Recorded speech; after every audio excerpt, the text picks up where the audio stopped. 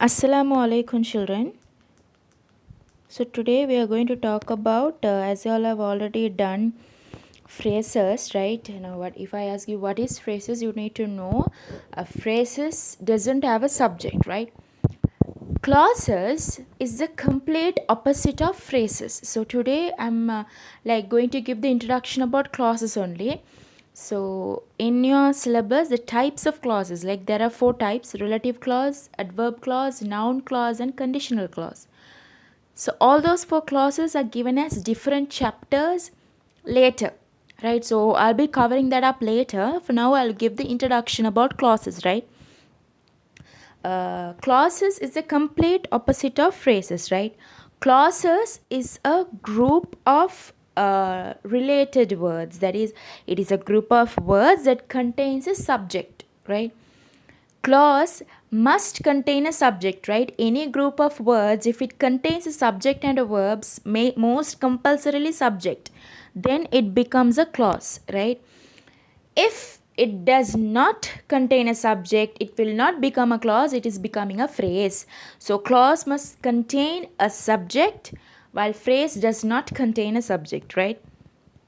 So now when it comes to clauses, right, we have several different types of clauses, right? Noun clause, adverb clause. So before we categorize the clauses to noun clause, adverb clauses, right, uh, the very first classification of clauses is into independent clause and dependent clause. That is the very first classification of a clause: dependent clause and independent clause. Those are the two types of clauses, right? The very first classification of clauses.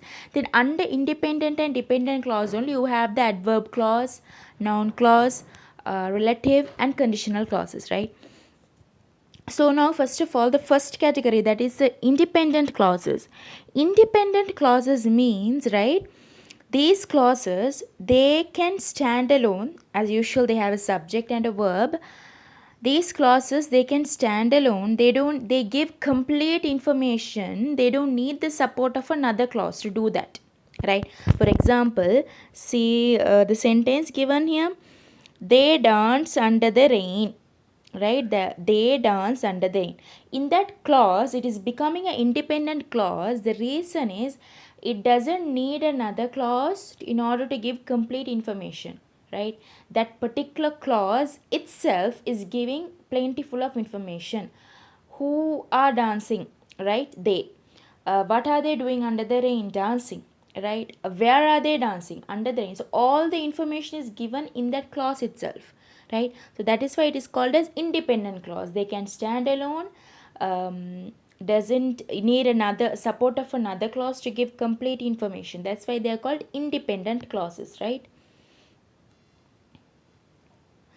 An independent clause expresses a complete thought, as I said, you complete information, and can stand alone as a sentence, right? Here, see what this boy is saying. This boy is a clear example for independent clauses, right? You don't need anybody. These clauses also doesn't need anybody to give complete information or complete thought, right? Now the next category is dependent clauses. So this is second category is dependent clause, right? Dependent clause is the opposite of independent. Dependent, they are depending on another clause. From the names you can easily identify. Dependent means depending on something. So when it comes to dependent clause, right, these clauses, they depend on something else. They cannot stand alone. That means they cannot give complete information when they stand alone in a sentence, right? They need a support of another clause in order to give complete information. For example, because I woke up late this morning, that is becoming a dependent clause, because the complete information is not given there, right? When you read that sentence, you don't know what happened because you woke up late in the morning. Because that person woke up late in the morning, you don't know what happened. That information is not given, what happened, right? That particular information is not given there, right? So that particular clause is becoming a dependent clause, because I woke up late this morning, right? When we arrived in class, that's another dependent clause, because you don't know what occurred or what happened when you all arrived in class, when they arrived in class, right? So dependent clauses cannot stand alone, right? And they do not give a complete information unless there's another clause to support it, right? A dependent clause contains a subject and a verb, but it does not express a complete thought. For example, see this man and the woman. The man is supporting means the man needs the support of that woman in order to lead his life, right? That is what the example says here. Because I cannot stand alone, I need you, Daphne. Like that, dependent clauses also cannot stand alone, right? There's another name, right? Normally in most, like, all of the books or whatever the English books you come across, right?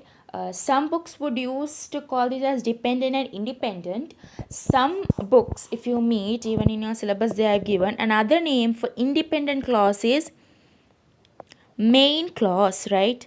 Another name for independent clause is main clause, right? Main clause, right? That is a main clause. Another name for independent clause is main clause, right? Similarly, another name for dependent clause is subordinate. subordinate, subordinate clause. Another name for dependent clause is subordinate clause. Another name for independent clause is main clause, right? So that's all you all need to remember regarding clauses for now. The types of, that is other types, like under dependent and independent, you have adverb clause, noun clauses, relative and conditional clause, which will be taught later, right? Thank you.